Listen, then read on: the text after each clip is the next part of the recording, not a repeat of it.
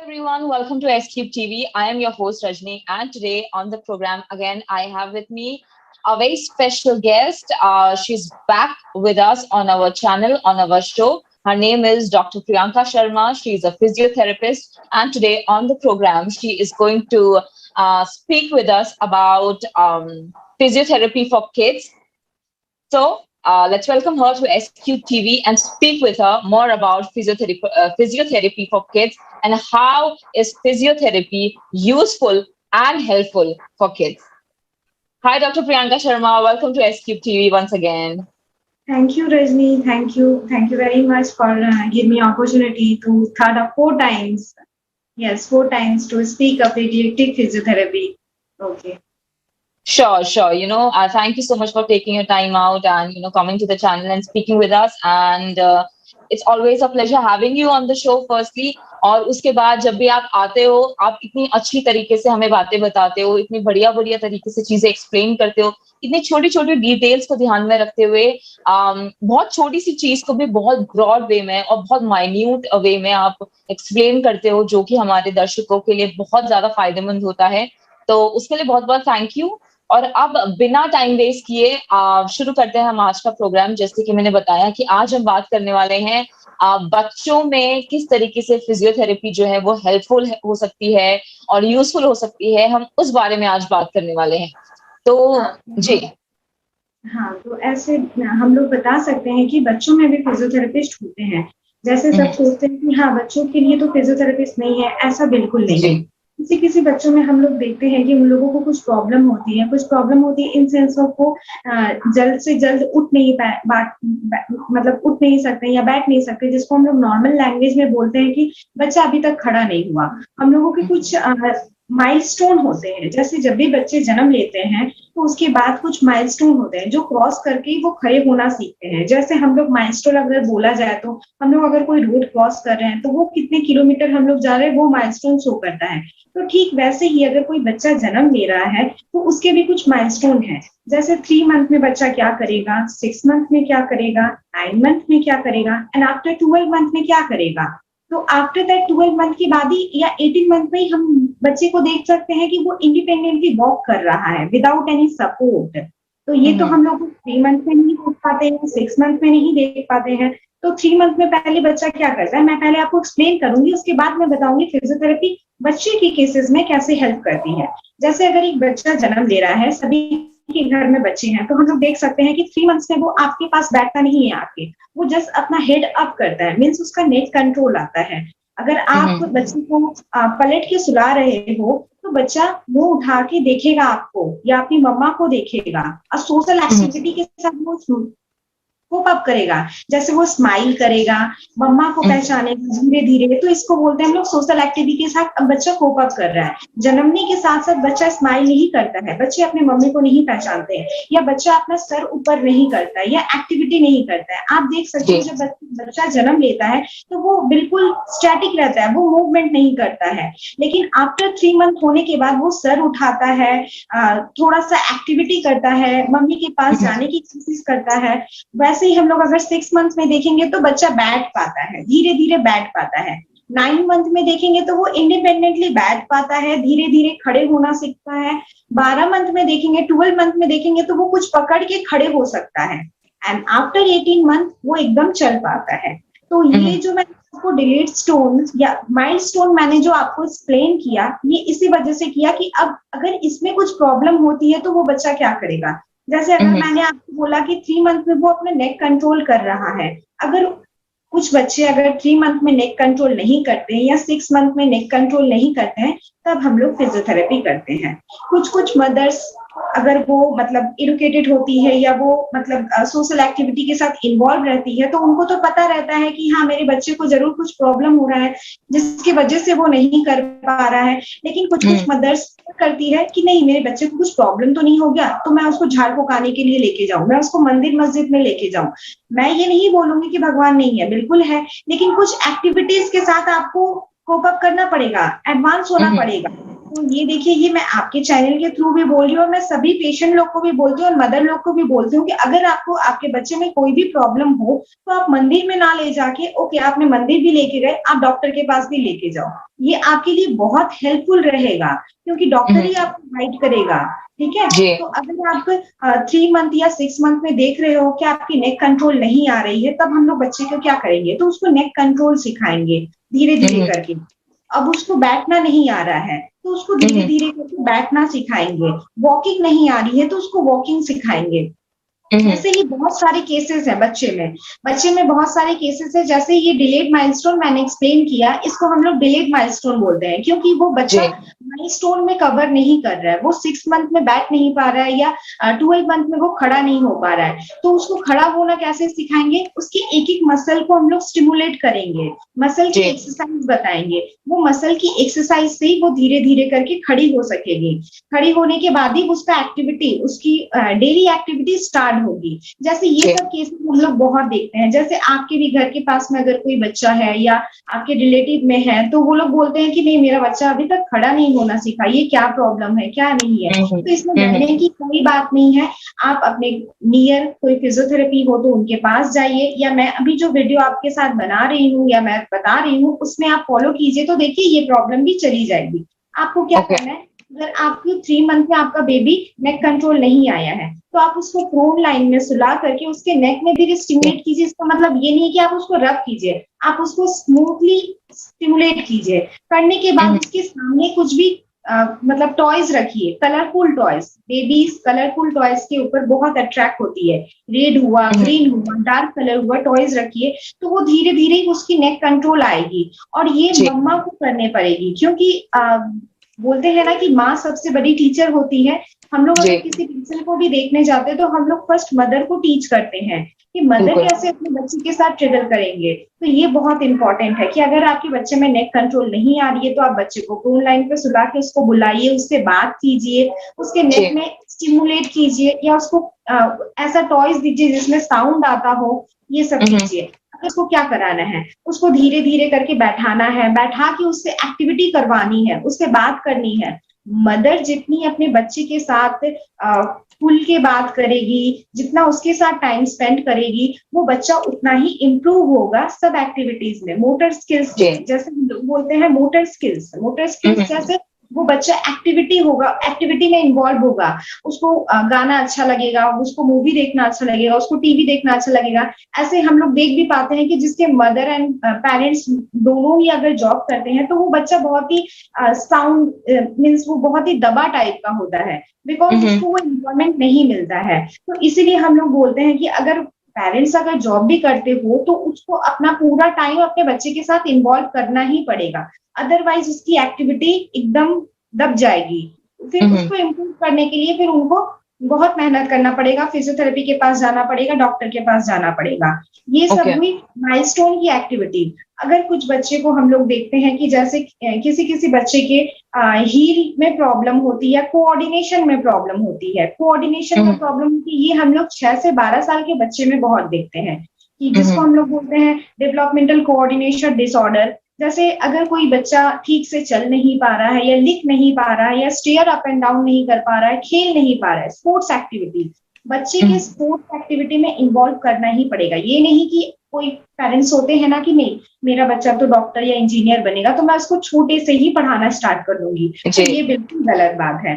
आप अपने बच्चे को भी टाइम दो इन सेंस ऑफ उसको स्पोर्ट्स एक्टिविटी में भी लेके जाओ और उनको खेलना भी सिखाओ। अदरवाइज उनकी मोटर एक्टिविटी इंप्रूव नहीं होगी। Motor activity in sense of उनका रीचिंग एक्टिविटी, या उनकी मीन्स अगर मैं बोलूं कि उनको कोई बॉल थ्रो करना है, वो थ्रो करने वाला नहीं होगा। जैसे मैंने एक आपके साथ फोटो भी शेयर किया है, आप अगर वो शेयर करो तो, हाँ, जैसे कोऑर्डिनेशन।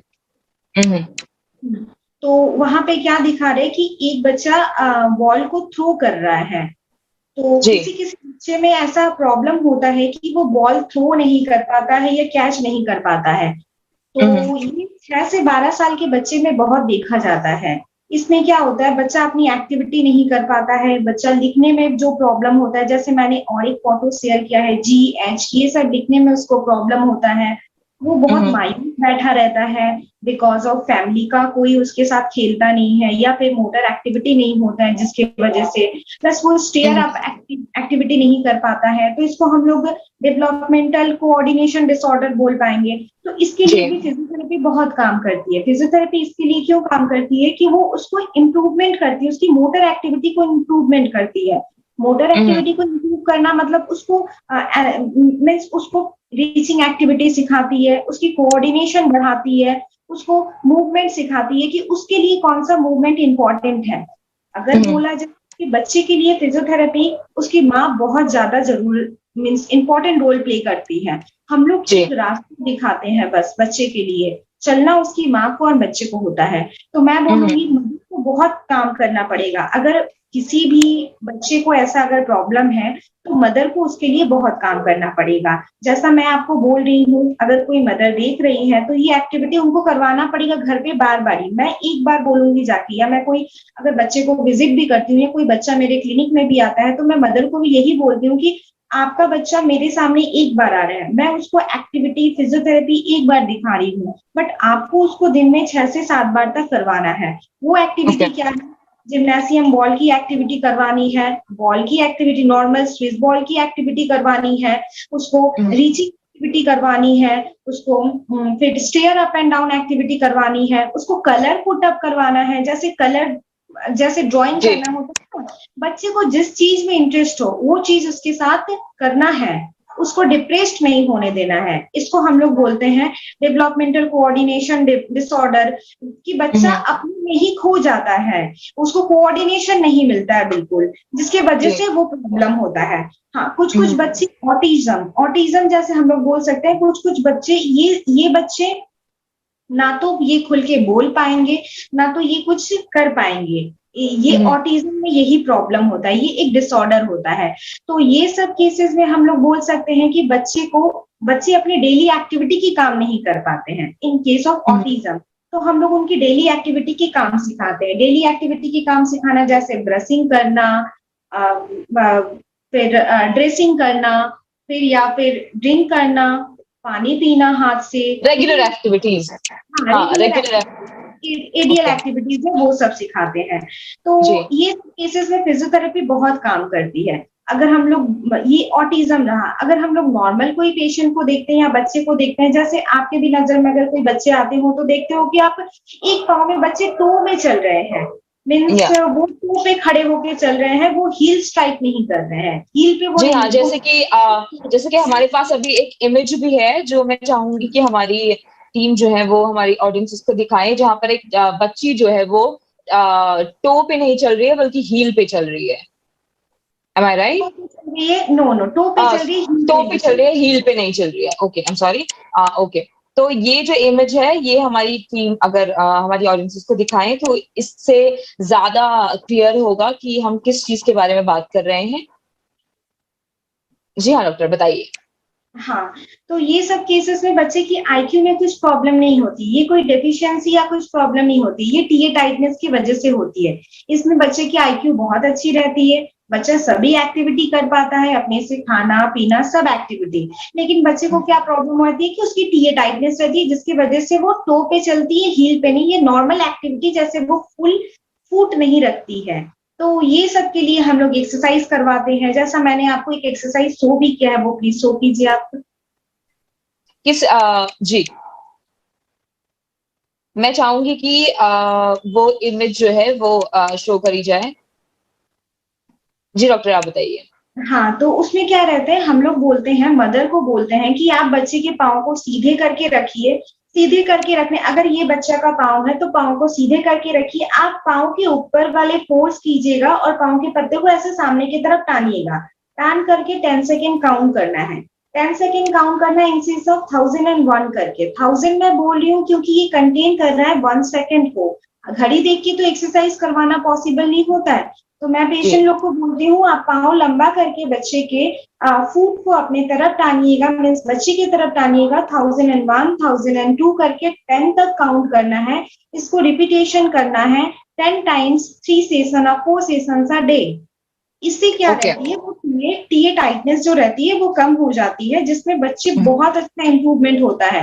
जैसे आप देखोगे 2 या 3 साल में अगर बच्चा हील पे नहीं चल रहा है, मीन्स टो पे चल रहा है, तो उसकी अप्रोक्सीमेटली 3-4 साल में वो बिल्कुल उसकी नॉर्मल वॉकिंग हो जाती है।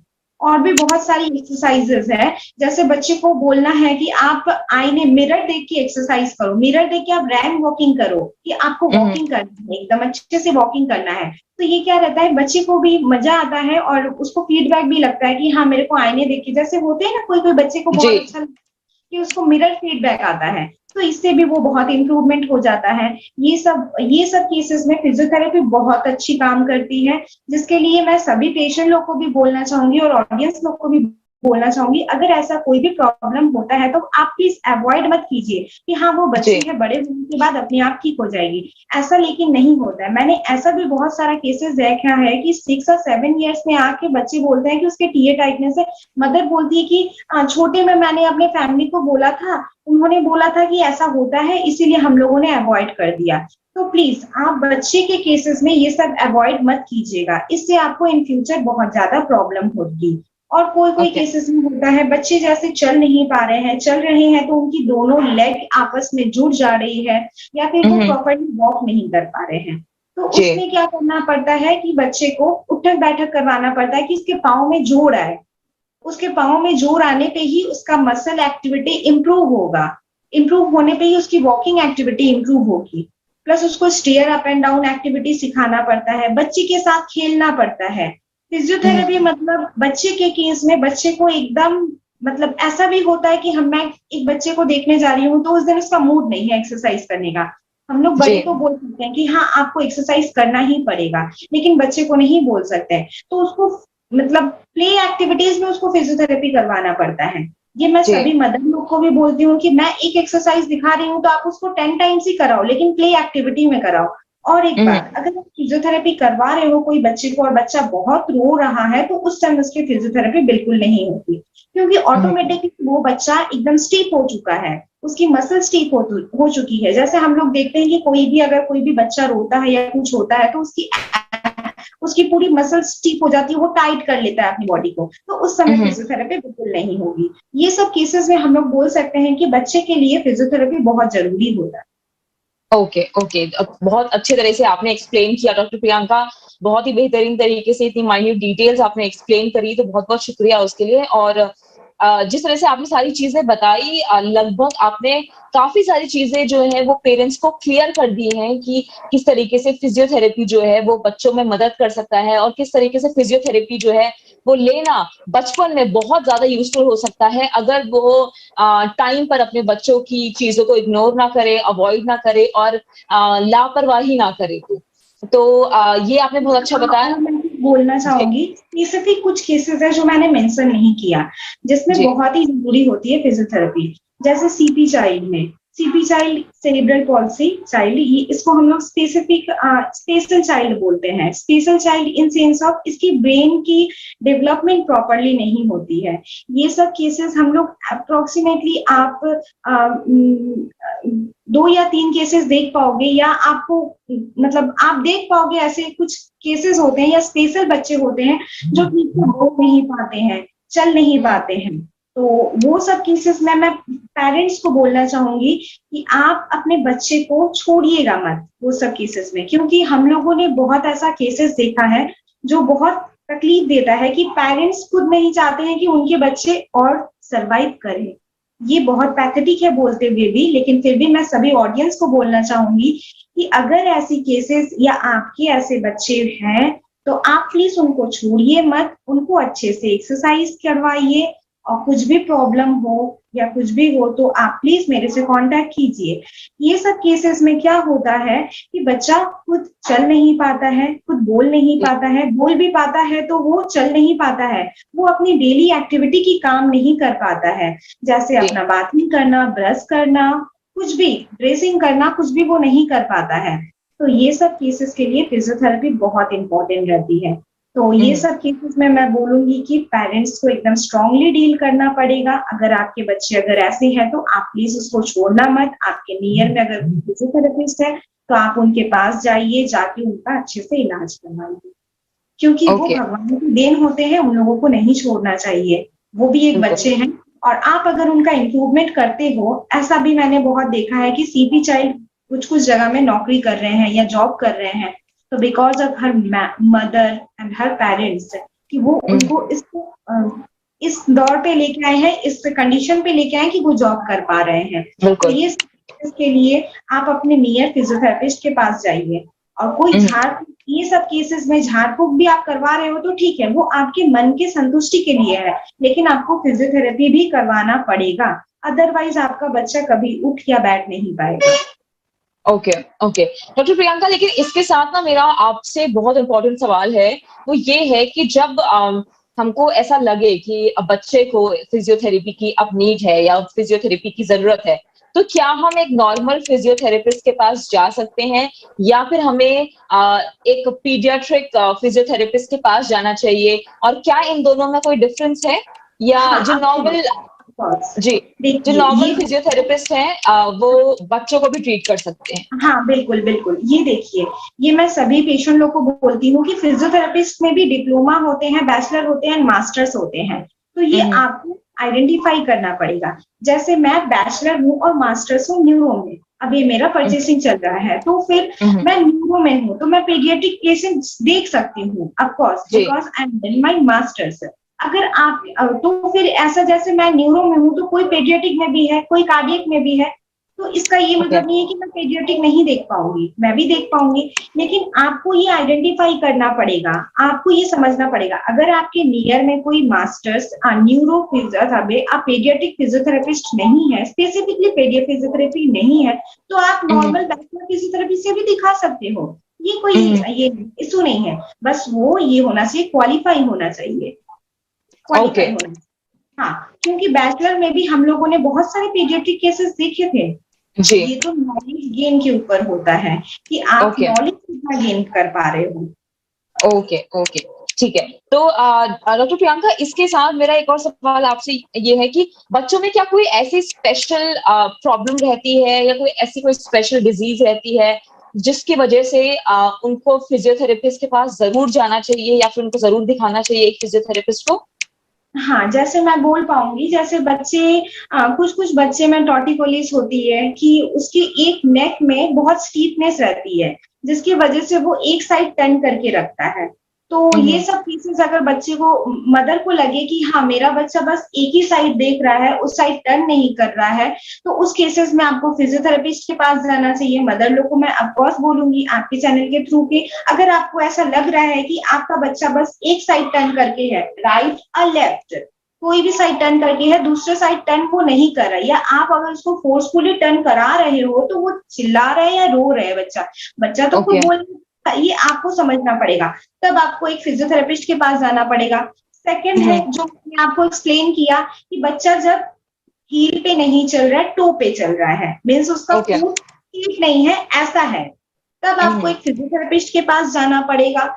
थर्ड है, अगर आपका बच्चा माइलस्टोन कवर नहीं कर रहा है, जैसे हुँ, कोई हुँ। बच्चा, आपको आपके बच्चे को कुछ प्रॉब्लम नहीं है, नॉर्मल बर्थ हुआ है उसका, उसको जी, कोई हिस्ट्री नहीं है, उसकी कोई प्रॉब्लम नहीं है, लेकिन बच्चा 12 महीना के होने के बाद भी खड़ा नहीं हो पा रहा है, तो उस ओके, टाइम पे आपको फिजियोथेरेपिस्ट के पास जाना पड़ेगा। ये जी। सब केसेस में आप अपने नियर फिजियोथेरेपिस्ट के पास जाके कंसल्ट कर पाओगे। ओके, ओके, बिल्कुल। Thank you so much doctor Priyanka इस इन्फॉर्मेशन के लिए। और जाने से पहले आज का जो लास्ट क्वेश्चन है मेरा आपसे, वो ये है कि घर पर कुछ ऐसे फिजियोथेरेपी एक्सरसाइजेज़ हैं जो आप बच्चों को रिकमेंड करना चाहें, जो बच्चे घर पर बैठ के कर सकते हैं अपने आप को फिट रखने के लिए, या फिर उनके पेरेंट्स उनसे करवा सकते हैं? हाँ, अगर पेरेंट्स इनसे करवा सकते हैं, जैसे ये ना टोटली एज ग्रुप के ऊपर डिपेंड करता है। हुँ, जैसे हुँ। आप कौन से एज ग्रुप की बच्चे की बात कर रहे हो, अगर मैं लूँ कि वो अगर 3 या 4 इयर्स के हैं, तो मैं हुँ, बोलूँगी हुँ। कि बच्चे लोग के लिए स्पेसिफिकली कोई फिजियोथेरेपी नहीं है। Because okay, physiotherapy body movement करती है, मोबिलिटी करती है। बच्चे खुद ही इतने चंचल होते हैं कि उनको फिजियोथेरेपी की ज़रूरत ही नहीं होती है। जी। लेकिन अगर कुछ-कुछ बच्चे, अगर ऐसा लग रहा है कि उनकी एक्टिविटी वो बहुत स्मॉल है या वो नहीं कर पा रहे हैं, तब मैं वही बोलूंगी भाई, जी। मतलब वो एक्टिविटी, जैसे कोई बच्चा होता है कि वो चल नहीं पा रहा है ठीक से, या कोई बच्चा हो रहा है कि वो दौड़ते वक्त वो गिर जाता है। हाँ, ये केसेस जी मैं बोलने भूल गई कि कोई कोई बच्चे दौड़ नहीं पाते हैं, जी। क्योंकि मम्मी पापा ऐसे होते हैं ना कि बच्चे को गोद में लेके रखते हैं हमेशा। मैंने ऐसा भी एक केसेस देखा था जब मैं बैचलर में थी, पढ़ाई कर रही थी, तो एक पेरेंट्स आई थी, पेरेंट्स बोलिए मेरा बच्चा चल नहीं पा रहा है, तो घर पे पूछने के बाद उनकी हिस्ट्री आई कि उनके घर में एक ही बच्चा है और वो सबसे ज्यादा लाडला है, तो जिसकी वजह से उसको अपॉर्चुनिटी नहीं मिलता तो कि वो गोद से उतर के खेले। तो यही ओके। बात है ना कि कुछ कुछ बच्चे को इतना ही प्यार मिलता है कि वो कुछ एक्टिविटी ही नहीं करते हैं। तो जब जी मैंने उसको वॉकिंग सिखाया तो वो बहुत रोता था, और उसके पेरेंट्स आउटडोर्स बाहर रहते थे, मतलब हम लोग की क्लिनिक में नहीं रहते थे, क्योंकि वो भी वो देख नहीं पाते थे। तो यही मैं बोलूंगी कि अगर बच्चे को अगर कुछ ऐसा प्रॉब्लम है जो वो नहीं कर पा रही है, या तो ऐसा लग रहा है कि बच्चा एक्टिविटी नहीं कर रहा है, जैसे बच्चा चल नहीं पा रहा है, तो उसको आप सुनाइए, वॉकिंग करवाइए, वॉकिंग के थ्रू बहुत सारा एक्टिविटी करवाइए, डांस करवाइए, सिंगल लेग स्टैंडिंग करवाइए, कोई ना कोई। जी करवाइए, हाँ, हाँ, कुछ ना कुछ physical activity physical involvement activity करनी चाहिए करवाइए। जी, अपने आप को फिट रख सके या हाँ, एटलीस्ट हेल्दी रख सके। हेल्दी रख सके। तो मैं बोलूंगी कि बच्चों लोग के लिए स्विमिंग बहुत अच्छा एक्सरसाइज है।